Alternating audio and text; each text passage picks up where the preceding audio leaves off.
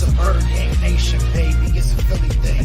Hater, and you looking like you type trash. I'm just here calling on Philly the podcast. And we can call a man dog or watch Miles score off the handoff. Rest of the division, your man saw Jackson like Sean, hunting like Randall. Season here, early time to do them in. Your boy Philly Fresco. Thanks for tuning in.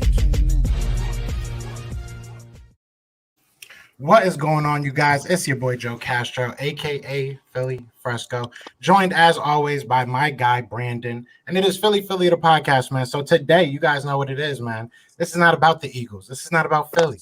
This is about the Arizona Cardinals. Another bird, right. Another bird. You know what I'm saying? So I went ahead and got, someone that knows the team, because I'm not going to come in here and talk that talk when I don't know that talk. So I went and got my guy Mike from the AZ Sports Fan. It's a pleasure to have you, man. How's it going, man? Cool. It's going very good. Thanks so much for having me, guys. I really do appreciate it. It's awesome.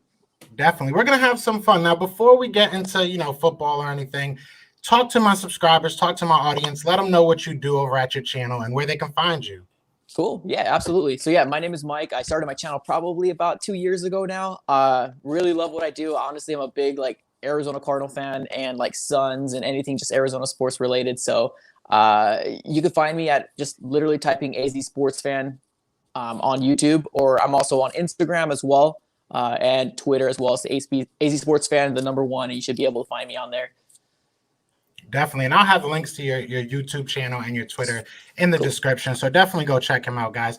Now, before we get into anything like draft pick related, this is the middle of the draft. We're dead in the middle of the draft. So, you're not probably too excited, but you can't be too upset. You weren't terrible. True. So talk to me about the Cardinals season a little bit. Like how, you had ups and downs. How do you feel about it overall, though? Overall, kind of, well, let's start from the beginning. So from the beginning, we were pretty flying high. I mean, especially with the whole DeAndre Hopkins, snubbing the Texans for a bag of potato chips. So we were all pretty excited here, honestly, giving away David Johnson for the contract that we had him at and getting DeAndre Hopkins. Everything seemed to be going in the right direction. The season started, and my goodness, we started off awesomely. 5-2, 6-3 at one point, and then our bye week happened and kind of hit a snag, and basically it became really terrible to watch, honestly. Very frustrating. I know we had a pretty exciting game. I don't know if you thought it was exciting, but obviously the Cardinals won against, Jalen Hurts, but I really did think that was a pretty good game. But the last two games were just pretty rough. We had everything in our hands to go into the playoffs. We just couldn't pull the trigger. It was really unfortunate. Very disappointing for the fan base and myself too. I kind of had an emotional breakdown. It was terrible. Yeah. So, I mean, you got to look at it. At least at the end of the year, you can easily say, well, Kyler Murray wasn't healthy throughout the whole rest of the season at the end there. So you guys kind of have an excuse there. But speaking of Kyler, he's been there now a couple of seasons. What are your thoughts about him? Are you sold on him? Is he what you want for the next 8 years? Is he your franchise guy? Honestly, yeah, I'm extremely excited about it. Honestly, the first thing I did, and my wife was really upset because I did the same thing with Josh Rosen as I got myself a Kyler Murray jersey. Same thing happened with Rosen too, but she's like, give it a couple years and then you buy yourself a jersey. I'm like, no, I cannot do that. I got to go ahead and rep the quarterback. So I ended up getting the Kyler Murray jersey, and honestly, I'm really happy with what I've seen from him. The first year, coming from a 3-win team with Josh Rosen and then going to Kyler Murray with 5 wins or 5.5 and then getting 8-8. It seems like we're stepping into the right direction. And honestly, as far as the fan base goes, everybody's really happy with what we've seen so far with Kyler Murray. Yeah, he wasn't hurt. Yeah, he was hurt in the end of it. And it was kind of a bummer because we could have had a chance to hit the playoffs. And I don't think we were going to be Super Bowl contenders, but I don't know. We just wanted to have some sort of playoff contention team in Arizona. That's all we ask. And unfortunately, it just didn't happen. But still, 8-8 is pretty good. And 16th overall in the draft is not so bad, not too shabby. Definitely. So you talked about direction a little bit. So I want to go a little bit over your direction because realistically, I feel like it may have shifted a little bit. I know everybody knows you went ahead and got, J.J. Watt. So that's, adding to that defensive line. Yep. But it feels like, now correct me if I'm wrong, it feels like you guys kind of went from a team that was 8-8 and kind of just going through a process, I should say rather. is this a win now team? Like, I feel like you guys are kind of putting team pieces together. You got the stud wide receiver, you got the quarterback that you believe in, you have a defensive piece, and I want to talk more about some of the free agent defensive guys. But just going on JJ Watt, you have a stud defensive player. Do you look at this team going forward as a win now type team, or is it still going through a process? No, honestly, I think it's win now in the mindset of a lot of fans. And also when you look at the whole Cliff Kingsbury experience and Steve Keim more than anything, because he really had a big risky move where Josh Rosen didn't really got a chance to thrive. I mean, honestly, when he got traded over to the Miami Dolphins, and he didn't do so hot over there. So everybody's like, okay, we made the right move. But honestly, it was such a risky move, and I'm so glad that it paid off. But Steve Keim has been our general manager since 2013. He's not the best draft picking. His free agency pickups are very mediocre, or they're hurt throughout the entirety of the season, which is really unfortunate. And I get you can't really blame that too much on the general manager, but that is their job. Like, their job is to put the best players out there and build a Super Bowl or a playoff contending team, for the year. And I think it's a win now mode when it comes to that front office. I really do think that they are in the hot seat. Not only Steve Keim, but Cliff Kingsbury. If we don't get at least 9 to 10 wins, I can see firings. I honestly. Yeah, when you put that much money into it. Go ahead. You get Hopkins, Watt, you get the whole squad going. You got to win more than 8 games. It is what it is. And you guys are in a division where it's a tough division. I mean, the Seahawks are good. The Rams now have Matthew Stafford, which is he's an upgrade. He's a little older, but let's all be real. He's an upgrade from Jared Goff. So you guys have a tough division, but you guys have the team to do it. I like your defense. I think the defense is solid. And to kind of keep on the defense, I know one free agent is Patrick Peterson. What are your thoughts there? Do you think he's going to come back and be Arizona Cardinal, or maybe try to chase a ring somewhere now that he's a little older? That's a great question, man, honestly. And that's been a very, very hot topic here, not only on my channel, but the local radio stations. Everybody's talking about it. And I've said it for the past year. I do think this is the last ride for Patrick Peterson in terms of being with the Cardinals.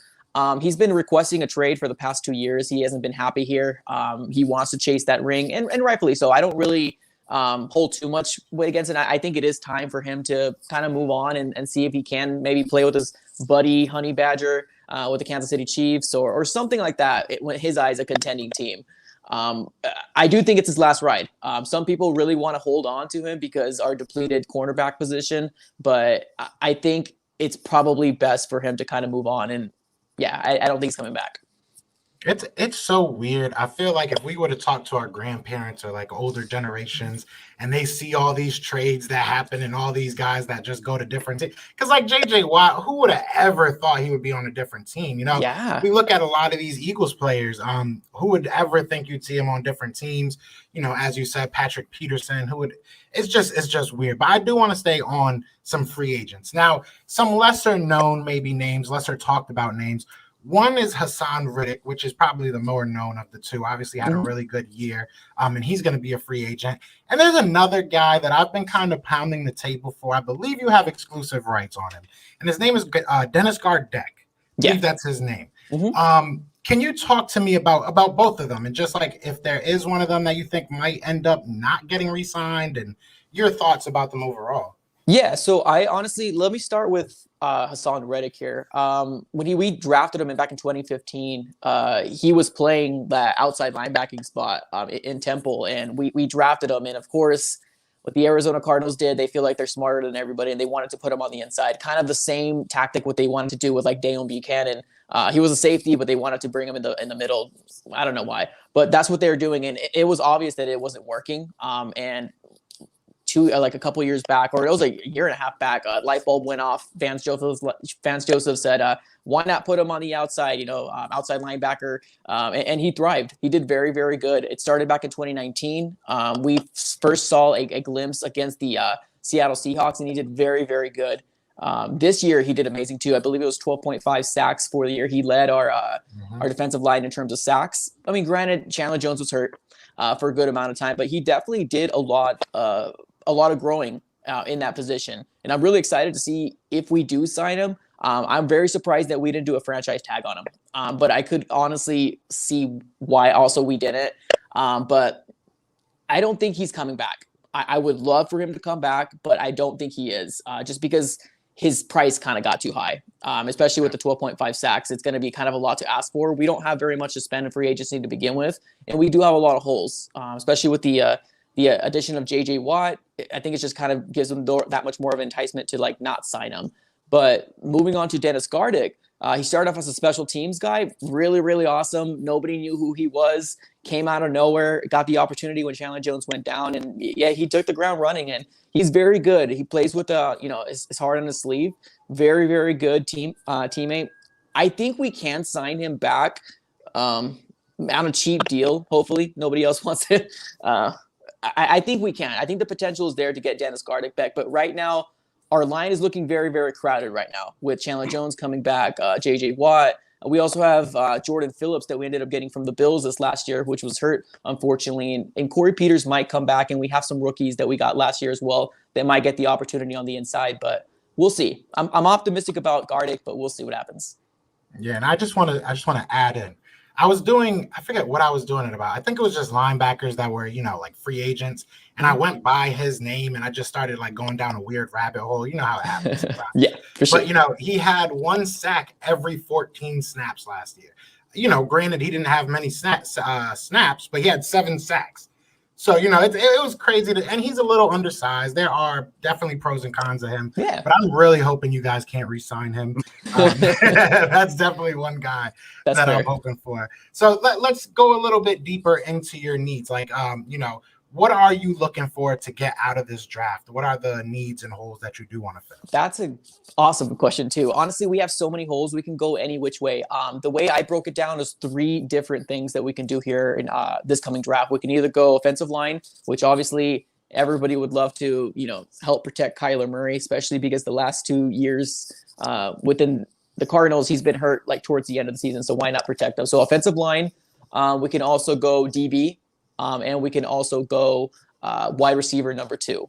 I think it's very, very important that we go wide receiver number 2. It doesn't have to be the first round, but I feel like we need to address it. We got a guy named Christian Kirk that it sucks to say, but I kind of gave up on him last year. I never thought that he was a number 2. I feel like he keeps getting bullied by DBs. He not physical enough. And now everybody's kind of joining the bandwagon and finally agreeing with me that we need a number 2 wide receiver. So those are the 3 options that we can go this year's draft. And to keep it on wide receiver for a second, you guys have a legendary Arizona Cardinal that is contemplating retirement. Easily, he's a Hall of Fame player for sure. Do you want him back for another season as his normal, like right now, role player? Because obviously he's not the number 1 anymore. He's not really even a number 2. He's more just like the kind of guy that comes in, he can get some catches. Or is it kind of like, all right, Larry, I love you. You've done us justice. You stuck with us all this time, but just retire now, kind of like where we are with Jason Peters. Right.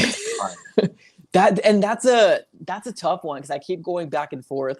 I think what I've come to in a conclusion, especially for this year going in, I think it might be time for him to hang it up. And it sucks to say because Larry Legend's been with us forever now. And I can't imagine watching a Cardinal game without Larry Fitzgerald there. So it would be really weird. But I do think that it might be his time to hang it up because not only, he's been playing on a 1-year deal since like 2015, 2016. And we always heard that he was coming back on July or February. We've never seen this far into close to free agency that he hasn't made up a decision. Now, the general manager and the coach, obviously they're going to say our political correct stuff. They're like, oh, we're going to give him space. We're going to do this, this, and that. But I don't know. I don't see a spot for Larry Fitzgerald because we do have the needs that we do. And with only 15, no, actually, I apologize. We just released Robert Alford yesterday. So we have about 20 now in cap space. So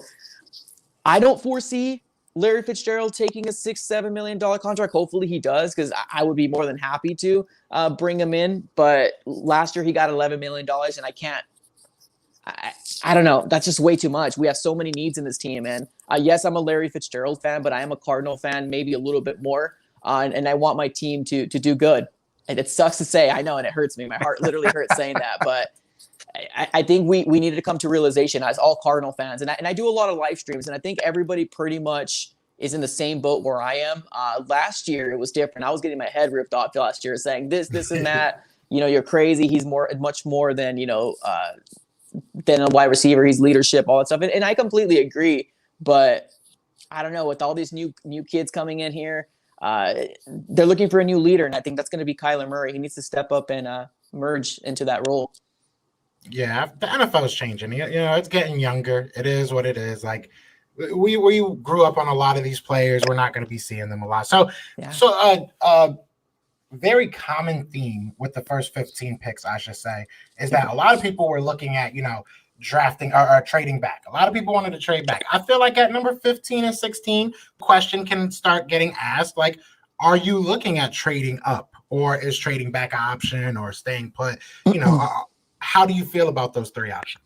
I like any option, honestly. I'm going to sound like a GM here, but I would love to go, no, actually, I'm not going to sound like a GM. I think we have some serious needs, and we need to make sure that we get those needs. But I would love the option to kind of go back. We only have 5 draft picks this coming year. We don't have a 4th, and we don't have a 6th round pick because one of them was DeAndre Hopkins, and the other one was Marcus Golden, I believe, that we ended up getting from the Giants. So I wouldn't mind trading back a few spots, especially if there is a quarterback needy team that wants to come up and maybe get those, the Mac Jones, or is that right? The guy from Alabama. Yeah, maybe they might want to get him. Maybe he's still available. I wouldn't mind doing that. Maybe getting another 2nd round pick to kind of help make this team better. Now, trading up, I don't see it happening.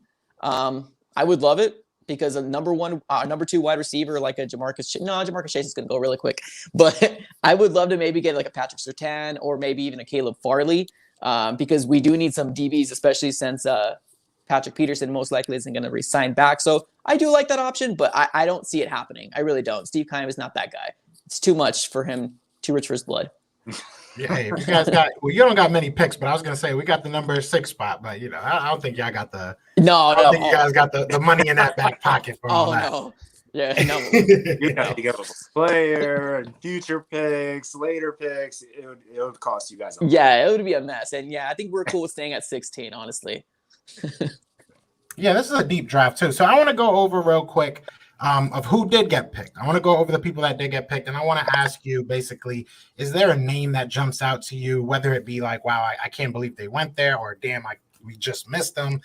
So I'm going to go over the top 15 real quick, and for the audience as well. So at number 1, it was Trevor Lawrence, then Zach Wilson, Devontae Smith, then Justin Fields, Penny Sewell, then Jamar Chase, then Trey Lance, Patrick Surtain Jr., Micah Parsons, go Penn State, Kyle Pitts, Jalen Waddle, Caleb Farley, Rashawn Slater, Kwity Paye, and then Mac Jones out of Alabama. So is there any name there that, jumps out to you for any of those reasons? I would say the 8th pick, and I think that was the Carolina Panthers with Patrick Surtain, right? Yep. That's the one I would actually be like, I'm surprised. I'm very surprised because I know that they don't believe in Teddy Bridgewater at all. I do follow a couple YouTubers that really are not happy with Teddy Bridgewater at all. And they would love to maybe get somebody who falls, maybe a Trey Lance. And that might be a little bit too rich, especially that at that pick. But I see them maybe getting more of Micah Parsons personally. Or even a quarterback, in my opinion. Now, that's just opinions here. I mean, obviously they know their team a lot better than I do, but that one's actually surprising to me. But Mac Jones for the Patriots, I do believe that. I honestly do. A lot of people questioned me when I said that last time, but his draft stock's going up. Hey, see, I'm not one to pat myself on the back, especially I do it all the time. But I've been to me and Brandon have had this conversation about quarterbacks, and I'm not a fan of Mac Jones as far as the number 6 me pick, neither. but I've always said the highest I think he'll go and makes sense is probably the Patriots at 15. So when he came on and said it, I was like, yes, I told you. Right. Nice. But go ahead, Brandon. Sorry. No, I was just gonna say that would be a good pick for the Patriots. Even if they brought Cam Newton back, they can still have him at least sit for a year, learn the system, and then come in because they need somebody. 100%. Stidham's not the answer, but let's leave the Patriots alone. I'm kind of glad they're kind of. It's about Me too. time. It's about time that they're in this funk right now, where the rest of us are still trying to figure everything out. But 100%. what's something at this pick that you would absolutely hate the Arizona Cardinals to do? Ooh, that's a great question. Hate? Just start punching the air, not knowing what's going on. But what is it? Menace to Society was. I just can't do it. Right. I mean, I think the only one that really like screams out to me, which would kind of be a cop out, but no, I don't want to use that. I wasn't say getting another quarterback, pulling an Eagles and getting Jalen Hurts. Honestly, I was surprised with that second round. Oh, damn. Very surprised. Cool. I don't mind him. Honestly, I don't mind him. A lot of people are giving him flack. Hopefully you guys can, ride with him for a little bit, but I thought he did really good against the Cardinals. Granted, we weren't the best defense. Maybe that's why he shined, but I think I'm going to go cop out because I can't think right now. I would say betraying Kyler Murray, and I would be punching airs and try to get try to get Trey Lance. I don't know. That would be insane. That would probably, to kind of circle back real quick before we do get into the pick, which we will get into in a second. To your point, I didn't let anybody trade back, obviously, or trade up or anything like that. Mm-hmm. Everybody wanted to. So it would be interesting to see how much it stays top 10 wise, who stays at their pick and everything. But I do agree with you at number 8. He probably would have taken Trey Lance. Trey Lance went to the Detroit Lions for some reason. Shout out to my guy Speakeasy, you know what I'm saying? But he is, I love him to death, but, he's a big Detroit guy over there. And even his own fans are just like, why would you take Trey Lance? So, it is what it is. That was the wrench that got thrown into it. But, shout out to everybody. Shout out to, everybody that did their pick. So let's do what the people want. The people are here for the Arizona Cardinals pick. So at number 16, who do you have, and why do you have the Arizona Cardinals picking? So what I would do in this scenario, looking at the people that went off first, I would have to go DB. I would have to go the third best cornerback in the draft, which in my opinion is going to be J.C. Horn. I think it's an absolute must for this Cardinal team to start focusing on the DB position. When we had Patrick Peterson, I know the frustration was there that we never found somebody to be his number 2 at all through his tenure of being with the Arizona Cardinals. Best person we had was Antonio Cromartie, and that was a bit ago. Like that was a long time ago when Patrick Peterson and him were a duo. But I think it's very important for us to get J.C. Horn. He's physical. He's big. We can definitely. I don't expect him to be 100%. Like I really don't. But I want him to be, a starter. Like that's all we can ask for right now. We had Byron Murphy getting in the 2019 pick. I was really happy about him. I was really excited, but it seems like they want to use him more in the slot more than anything. So I think it's very obvious. We also need to go through free agency and maybe get another one. I don't know. There's a lot of people that are out there right now. None of them come to my mind. But I think J.C. Horn is going to have to be my pick. I like J.C. Horn. Even if Peterson comes back, that's still a good pick to have because, like you said, he can learn from Peterson. Yeah. Peterson will have that guy opposite of him. You have Murphy in the slot. You have my favorite player with his name, Budda Baker. I love that name. That name is phenomenal. Exactly. But help make your D-backs really good. I like that pick. Mm-hmm. Yeah, and like you said, he probably is the third. I feel like between him, Caleb Farley, and Patrick Surtain, like depending on who you ask, it depends where they are. Exactly. So I definitely love that pick. Like someone that's, I know this is a little bit off topic, but somebody that's been a high riser, a quick riser, especially after that 40-yard dash, was my man's Eric Stokes. I was hoping he would be a second rounder. I'm hoping that the Eagles maybe snatch him up. But that would be he's a name to watch too. Maybe not at 16, but definitely he's probably the next best up. So number 16, we got J.C. Horn. J.C. Horn. Where did he play? South Carolina, right? South Carolina, yeah. Exactly. I know there's Gamecocks. Yeah, I know there's another DB that's kind of rising up. Greg Newman also. I think we went to his pro day or we interviewed him or something like that. So I think we have our eye on him as well, but obviously not the 16th overall. I think J.C. Horn is definitely a shoe-in. For the most part, most mock drafts have J.C. Horn. If not, Elijah Vera Tucker is another very popular one. But you know me, I wouldn't want to go guard. It's not flashy. I need to go with that DB. I think this is one of those drafts you can do it. Yeah, this is one of those drafts you're going to find definite value pretty late in this first round, to be honest. There's a lot of good players, especially defensively. So I like it. I'm not mad at it. You got anything you want to say before you get out of here, Brandon? Before we get out of here? No, man. You keep talking about that Eagles Cardinals game, and it's just giving me flashbacks. I mean, it was pretty dope to see like the Battle of Oklahoma, like the quarterbacks going at it, and I mean, it was a high scoring game too. So it was exciting, but it still hurts that could have been a game that we could have stole right there in order to try to make some kind of terrible run. Right, exactly. The battle of the the NFC lease is what they were calling it. Yeah, that was. Oh it was terrible. It was terrible. But just before we do go, I just want to remind you, if you guys do not need Dennis Gardeck, let us know. We will be happy to come grab him. You know what I'm saying? You got my info. We got each other's info. But listen, Mike, I appreciate you coming on here so much, man, and just chopping it up with us, man. Yeah, man. No worries, guys. Thank you. Before we do go, let them know one more time where they can find you and your channel and everything. Cool. Yep. Sounds good. So yeah, you can just basically look up the AZ Sports Fan on YouTube. Pretty much on the search bar, you'll find me. I'm pretty much probably the only Cardinal creator out there. I mean, I'm not gonna lie to you. You do that, or you can go to Instagram and just do the AZ Sports Fan. And I believe Twitter is the AZ Sports Fan with a number 1 on it, and they all have the same little logo that I have on YouTube. Yeah, you weren't the only one, but you were definitely the best. You definitely stood out above everybody else. So I My guy. Hey, I appreciate everybody that was in the chat that hung out with us. Be sure to hit that like, hit that subscribe. Like I said, all his information will be in the description. So please do go check him out. Show some love. It's the Philly way sometimes, at least, hopefully. Appreciate it. But y'all know what it is, man. It is Fly Eagles Fly, and we are out here. Peace.